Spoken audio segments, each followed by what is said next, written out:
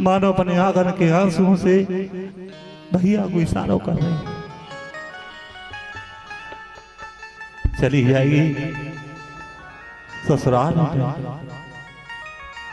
कोई मार ले, पीट ले, गाली दे ले, कुछ कह ले, सबे सहन करेगी बेटी। और किसी ने कह दे कि तेरे बाप ने ऐसा किया हो तो बेटी कबूल सहन नहीं करेगी। अपने सास ससुर के चरणों में गिर जाएगी पिता और पति के चरणों में गिर जाएगी। मुझे आप कोई भी कुछ कह ले पर मेरे बूढ़े बाबुल के बारे में कोई मत बोल। मैं जानूं कि मेरे कैसे कैसे पीले हाथ किए मेरे पिता। पिता की बुराई बेटी कबूल सहन नहीं करेगी। बड़ा गुप्त प्रेम होता है बेटी को और पिता।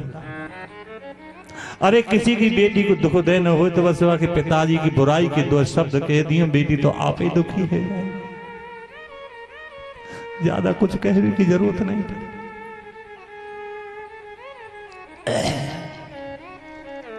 इस तरह से महाराज मनु शत्रुपा बेटी को समझा के चले आए और करदम जी ने समाधि लगा दी।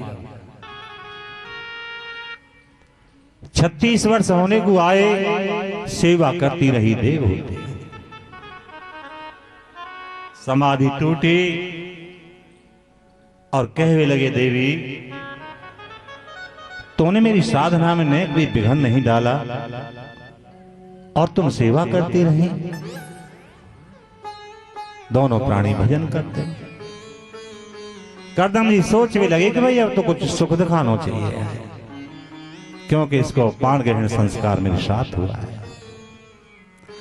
एक कामक नाम को विमान तैयार किया गया और देवहूति को कहा कि सरोवर में स्नान करके आओ। स्नान के लिए गए तो देवताओं की पत्नी उनको स्नान कराने के लिए आई। ओटन कर करके देवहूति को स्नान कराया। 16 श्रृंगार की एक सुनहरी जेवर पहनाया, अलंकृत कर दिया। 16 वर्ष जैसी अवस्था लगती है।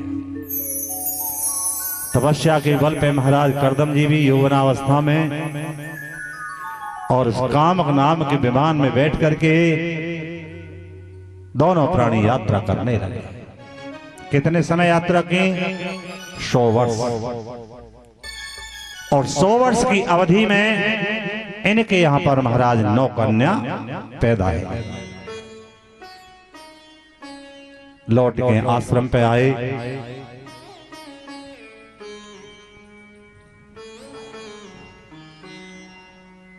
और बोले देवी तुम्हारे पिताजी मेरे विवाह के लिए आए ना, तो मैंने उनके सामने शर्त रखी थी कि एक संतान पैदा होते ही घर छोड़ के चला जाऊंगा भजन के लिए बन। कल को आप मुझे कहो तो देवी अब तो तुम्हारे 9 कन्या पैदा है, इनके सहारे से तुम समय काटो और मैं वन में भजन के लिए जा रहा हूं। देवहूति बोली महाराज बनी में तो दुनिया भजन कर ले हैं? अरे बनी में तो दुनिया भजन कर लेगी, भजन करो बिगड़ी में, बनी में नहीं बिगड़ी में। हैं? चारों तरफ से बाल खींच रहे, फीस लाओ, कपड़ा लाओ, ये लाओ वो लाओ, और तब भी भजन के लिए समय निकाल रहा है। और महाराज 9 कन्या मेरे घर पे कुंवारी हैं, एक को ब्याहना है, घर पे कोई उत्तराधिकारी पुत्र भी नहीं है, तुम्हारा वन में का भजन बनेगा? याद आई कि भाई भगवान ने मुझसे कहा था कि मैं तुम्हारे यहाँ पुत्र के रूप में आऊंगा। अब रुक गए है जी। तो महाराज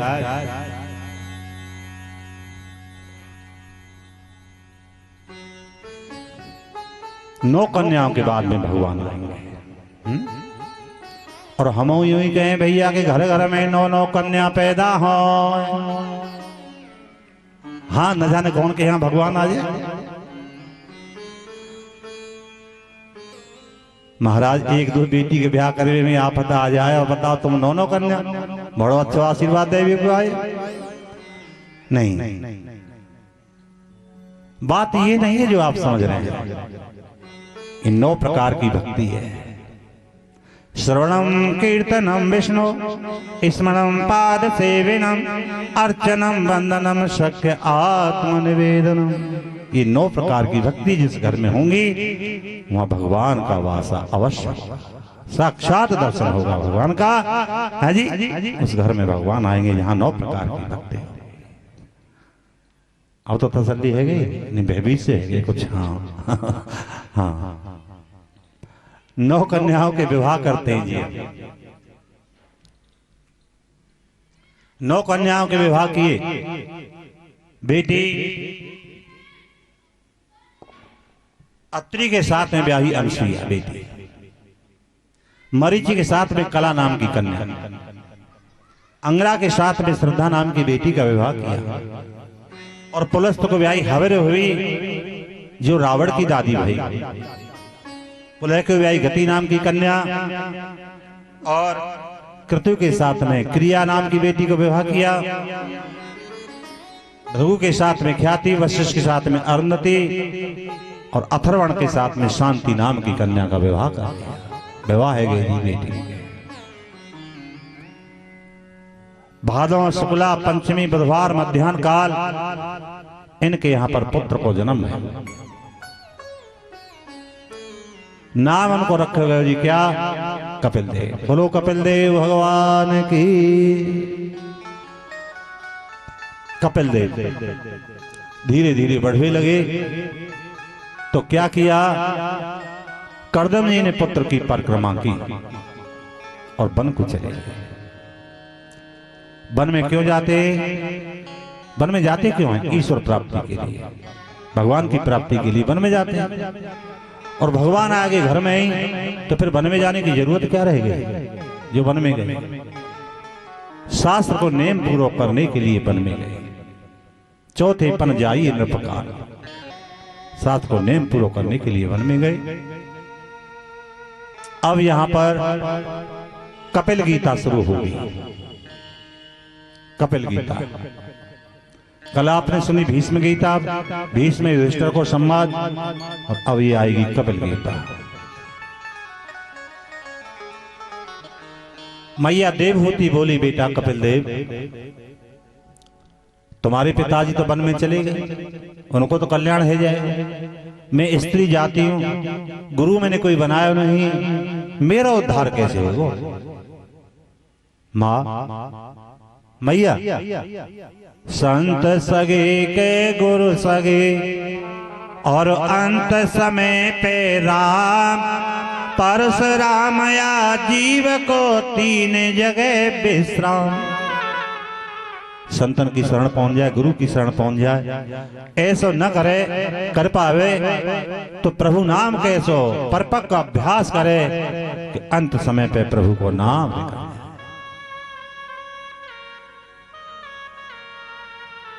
बेटा मैंने सुनी है तुम मेरी कोख ते भगवान ही पैदा भये हो, और तुम्हारे होते हुए मेरा उद्धार न हो तो ये तो अनीति हो जाएगी ना। हाँ? ये तो अनीति हो जाएगी। माँ यो अध्यात्म के पुंसा निष्क्रिय में साय में अत्यंतो परयत्र दुख से च सुख से च। माँ मेरी कथा वार्ता सुने, और कथा वार्ता सुनने से मैया ब्रह्म विद्या को लाभ प्राप्त हो जाता है, और ब्रह्म विद्या के लाभ से मैया सुख दुख को नाश है जाए। मैया देवहूति बोली, बेटा आगे सुख दुख होते क्यों हैं? किसको होते हैं सुख दुख?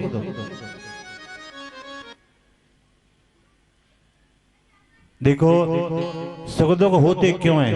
अहमता और ममता के कारण सुख दुख ये मन को लगते हैं, और मन की भी कल्पना ही मात्र है। सुख दुख ये मन को लगते हैं, किसके कारण? अहमता और ममता के कारण। आप कोई लोकल ट्रेन में यात्रा कर रहे हैं, भीषण गर्मी को समय, और चढ़ गए स्टेशन पे, जो सीट पे बैठे हुआ देखेंगे भैया ने खिसकी ने जगह दी तो का के हैं कि गर्मी के मार जान निकली जा रही है कि आप तो जन कहां पे आएगी, है ना? बड़ा दुख मानना है जी, लेकिन सीट देनी पड़ेगी क्योंकि बाप की गाड़ी ना, पर बड़ा दुख मानना है। और आ जाए कोई आपको इष्ट मित्र प्रेमी आ जाए तो कहा कि आ जा भैया, आ जा नहीं बैठ, अब आपको सुख मिल लो। कि सुख कहां से आयो, वो दुख कहां से आयो, वो हमारे मन में, वो हमने अपना मान लिया, वो दुख मान लिया। तो अहमता ममता के कारण सुख दुख मन को लगता है। जीव को आनंद की भूख है, सुख की भूख है। कोई ऐसा जीव है जो जिसे सुख आनंद न चाहिए? ऐसा कोई है? सुख आनंद सबको चाहिए, लेकिन हम सुख आनंद मिलेगा कहां भाई? गुलाबी नोटों की गड्डियों से हमारा कमरा भरे हुआ हो खचाखच, समझ गए हुए गुलाबी नोट? हाँ, तो हमको सुख आनंद मिलेगा। इटालियन पत्थर के हमारे मकान बने हों तो हमको सुख आनंद मिलेगा। हमारे पुत्र पत्नी आदि संतान सुलक्षण हो, आज्ञाकारी हो, तो हमको सुख आनंद मिलेगा। यही है ना? नहीं, कभी नहीं हो सकता ऐसा, कभी नहीं होगा ऐसा। गहरी नींद जब आती है, जब गहरी नींद आती है तो क्या आपके पास में पैसा रहता है? धन मकान दुकान पुत्र पत्नी कोई रहता है जिस समय गहरी नींद आती है? और जागने के बाद क्या कहते हैं कि भाई आज ऐसे चैन से सोयो, सुख से सोयो कि मुझे शरीर की सुध ना रही। कहते हो नहीं कहते? वहां सुख को अनुभव है, क्योंकि उस समय तुम्हारे पास कोई पैसा नहीं है, धन नहीं, मकान नहीं, दुकान नहीं, कुछ नहीं, फिर भी सुख को अनुभव कर रहे हो। अगर ऐसी स्थिति जागृत में है जाए तो वास्तव में जीव कृतार्थ है जाए, धन्य है जाए। आज उस सच्चे सुख को हम खोज रहे हैं जी, संसार के भौतिक पदार्थ।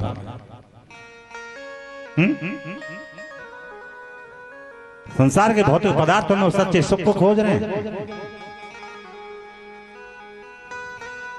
लेकिन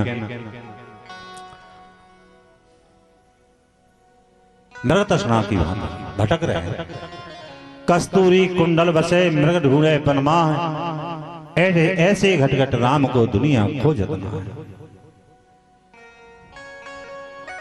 है जी। तो महाराज आज हमारी दशा कैसी है गई है? श्वान होता है, श्वान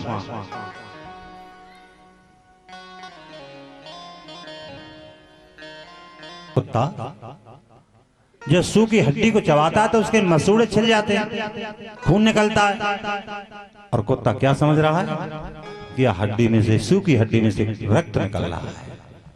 क्या रक्त निकलने वाला है तीनों कालों में? नहीं निकलेगा। वो रक्त कहां से निकल रहा है? तेरे मसूड़े में से निकल रहा है। ऐसे ही हम संसार के भौतिक पदार्थों में सच्चे सुख को खोज रहे हैं, लेकिन वो सच्चा सुख तेरे में ही समाया हुआ है। परीक्षित, हम आपसे परिचय पूछ रहे हैं, आप अपना परिचय दीजिए। बैठे बैठे दे दो। नाम? अजय। हाँ, अजय शर्मा जी। और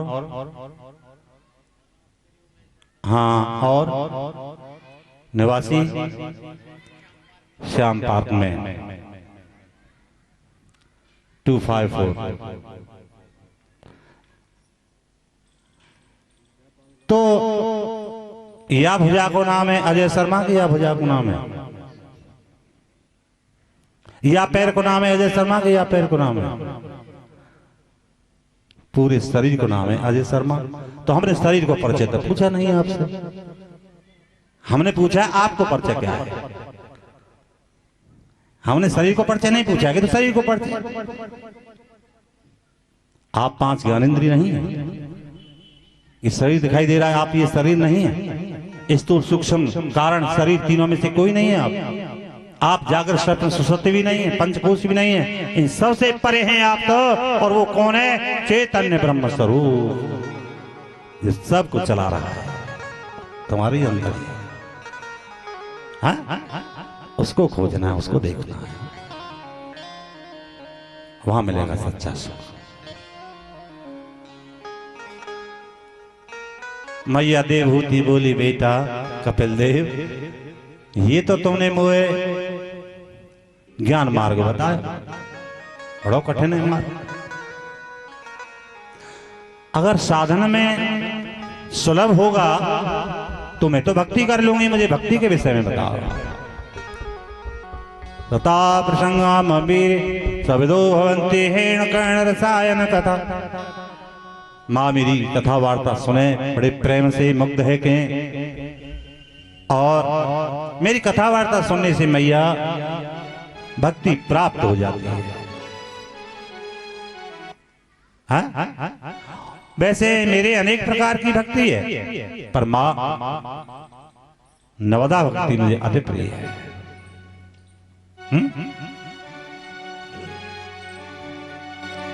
इजी प्रथम भगति संतन कर संगा। प्रथम भगति संतन कर संगा। प्रथम भगति संतन कर संगा। प्रथम भगति संतन कर संगा। दूसर रति मम कथा प्रसंगा। दूसर रते मम कथा प्रसंगा। प्रथम भगति संतन कर संगा। प्रथम भगति संतन कर संगा। पहली भक्ति है मेरी सत्संग करे, संतों का संग करे। और दूसरी भक्ति है मेरी कथा वार्ता बड़े प्रेम से मुक्त है कृष्ण। गुरु पद पंकज सेवा, तीसरी भक्ति अमान, चौथी भक्ति मम गुण गण करे कपट तजगान। तीसरी भक्ति है गुरु के चरणों की सेवा करे, बिल्कुल अहंकारी भाव से नहीं, निरहंकारी भाव से। हाँ? और चौथी भगत मम गुण गण। चौथी भक्ति है कि मेरा गुणानुवाद करे, छल कपट नहीं होना चाहिए, निष्कपट होना चाहिए। छल कपट रहे हो करके मेरा गुणानुवाद करे, ये मेरी चौथी भक्ति है। ये जी मंत्र जाप मम दृढ़ विश्वासा। मंत्र जाप मम दृढ़ विश्वासा। पंचम भजन सो वेद प्रकाशा। पंचम भजन सो वेद प्रकाशा। मंत्र जाप मम दृढ़ विश्वासा। मंत्र जाप मम दृढ़ विश्वासा। और पांचवी भक्ति है जो गुरु ने मंत्र दिया है, उसी के द्वारा लक्ष्य की प्राप्ति होती है, ऐसा हमारे वेद भी प्रमाणित करते हैं। उसी को लक्ष्य की तरफ हमें वो मंत्र के माध्यम से बढ़ना है, गुरु मंत्र के माध्यम से बढ़ना है। छठ दम सील बिरति बहु कर छठ दम सील बिरति बहु कर निरत निरंतर सजन निरत निरंतर सजन धर्मा। सातम समो मैं जग देखा। सातम समो मैं जग देखा। मोटे अधिक संत कर लेखा। मोसे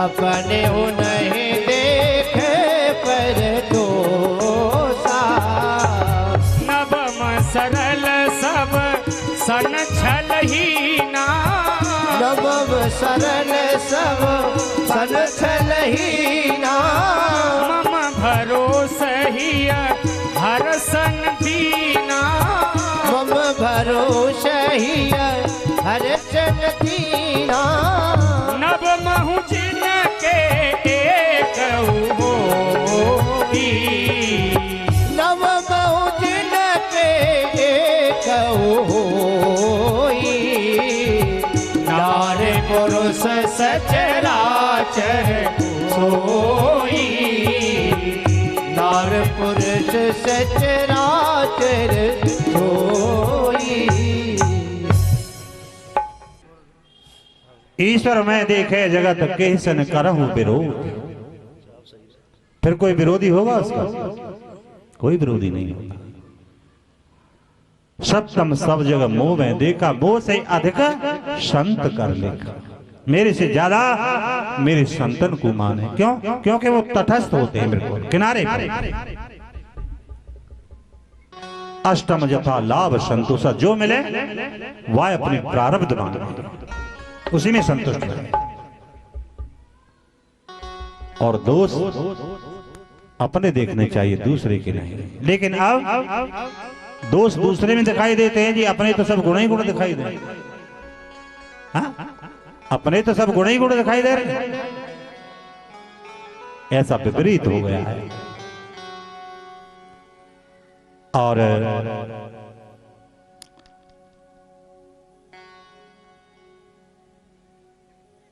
ईश्वर की कृपा आप कैसे मानोगे कि हमारे ऊपर ईश्वर की कृपा है? कैसे जानेंगे, कैसे पहचानेंगे हम कि ईश्वर कृपा जब जानो, जब दिखे अपने दोष, अपनी दोष, अपनी कमियां जब हमें दिखाई देने लगे, तब समझ लेना कि अब हमारे ऊपर ईश्वर की कृपा है। नहीं, अपनी तो कमियां दिखाई देती नहीं है ना। नवम सरल सब सन छलहीना। हाँ जी, बिल्कुल छल कपट रहते हैं। मम भरोसा, मेरो भरोसा रखे। कोई प्रसन्नता को समय आवे तो अति प्रसन्न न हो, कोई दुख आपत्ति को समय आवे तो अति दुखी न हो, समरूप में रहे। बने तो रघुवर को बने, बिगड़े तो भरपूर तुलसी बने, जो और को तो वह बन भी गुण।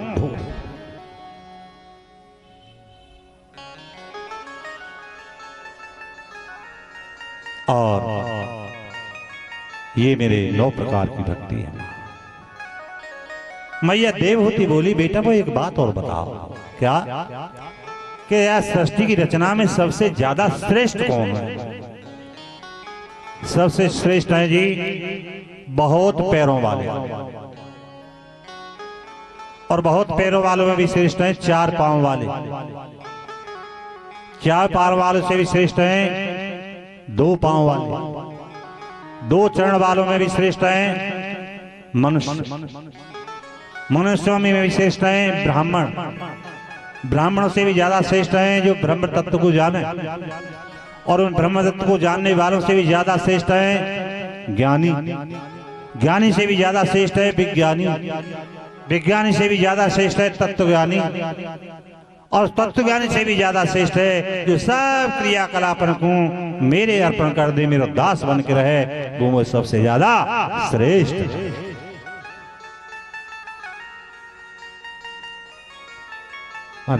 कलियुग जीव की आयु कितनी है बेटा? कलियुग जीव की आयु शुद्ध आयु, मिलावट वाली नहीं, शुद्ध आयु। तो कलियुगी जीव की शुद्ध आयु है 40 वर्ष है ना। केवल 40 वर्ष की शुद्ध आयु है। वहां में 20 वर्ष ले लिए बैल की, 20 ले लिए जी कुत्ता की, और 20 ले लिए उल्लू की। 60 और 40 100 वर्ष की आयु कलियुगी मनुष्य की है ना। अब कि श्वासन को खेल है, श्वास ज्यादा खर्च की जाएंगी आयु कम हो जाएगी, और श्वास अधिक खर्च की जाएंगी तो आयु कम हो जाएगी। कम खर्च की जाएंगी तो आयु बढ़ जाएगी। केवल श्वासन को खेल। तो कलयुगी मनुष्य की आयु बताई 100 वर्ष की। कैलकुलेशन करके देख ले, है जी। सत्युग में आयु है 1,00,000 वर्ष की, 60-60 हजार वर्ष तो तपस्या कर जाएगा, है ना। तो सत्युग में आयु है 1,00,000 वर्ष की, और त्रेता में आयु 1,00,000 में से 1 शून्य कम कर दो। त्रेता में आयु कितनी रह जाएगी? 10,000 वर्ष की। द्वापर में आएगी 1 शून्य और कम कर दो 10,000 में से, तो द्वापर में मनुष्य की आयु कितनी रह जाएगी? 1,000 वर्ष की। और कलयुग में आएगा 1,000 में से 1 शून्य और कम कर, कितनी आयु रह जाएगी? ठीक बैठी है कैलकुलेशन? बिल्कुल सही बैठी है।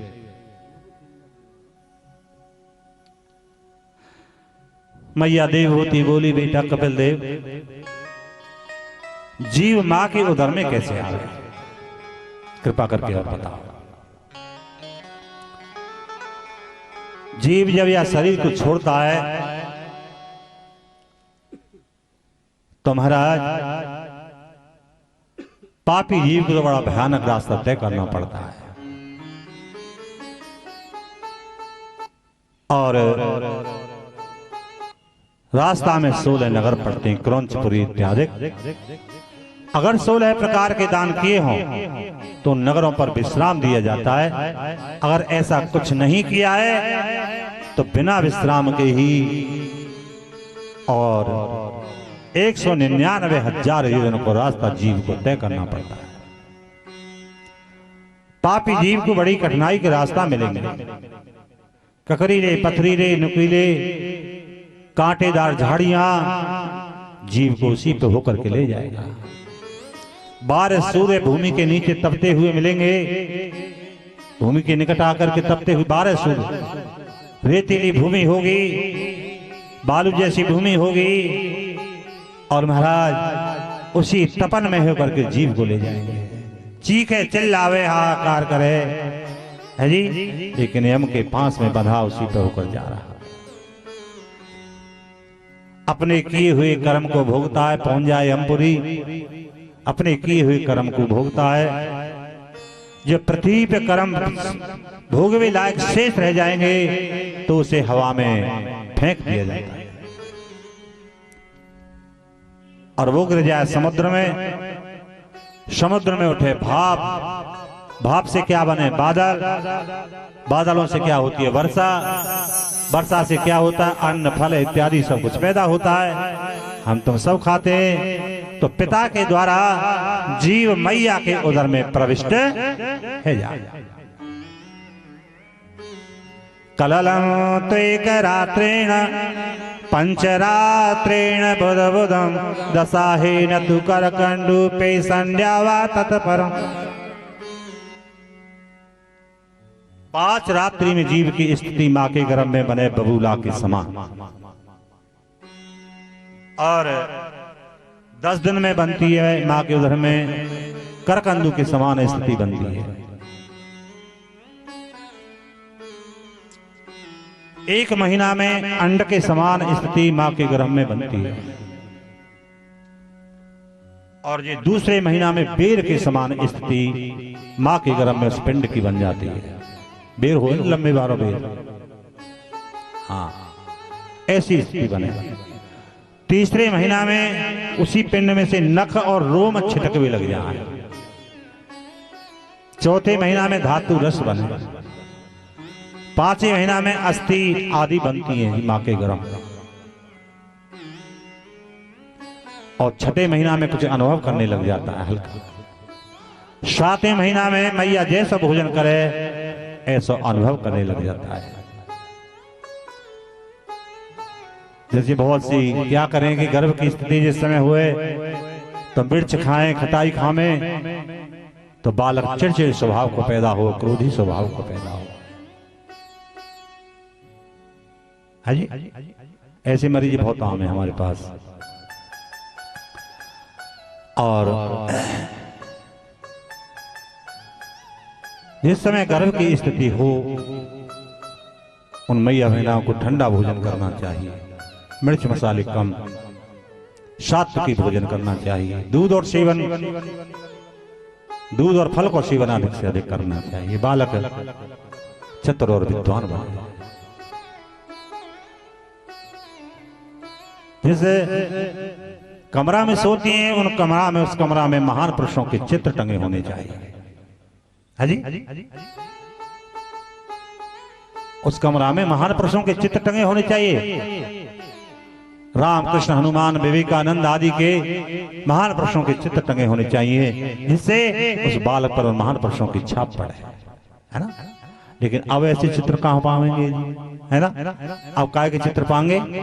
अमिताभ बच्चन है, श्री देवी है, ये कौन कौन है जी एक्टर है, खन्ना फन्ना जन कौन।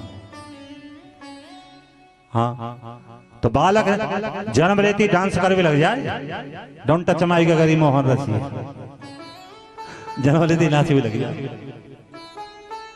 और तुम देखोगे ना बारात चढ़ती भाई, अरे फिर क्या देखोगे, बारात के 12 बजे बारात चढ़ेगी, कोई देखे वाला तो उन्हें है ना, भूत प्रेतन की तरह ऐसे ऐसे करते जाएंगे रास्ता। पहले बड़े बूढ़े थे कि आना है भाई, कोई नाचे हो बारात, कोई ना नाचे। क्यों अनपढ़ जरूर है वो लोग, पर उनमें सात्विकता थी, संस्कार थी, उन लोगों में संस्कार है। आज तो बिल्कुल विपरीत होता जा रहा है।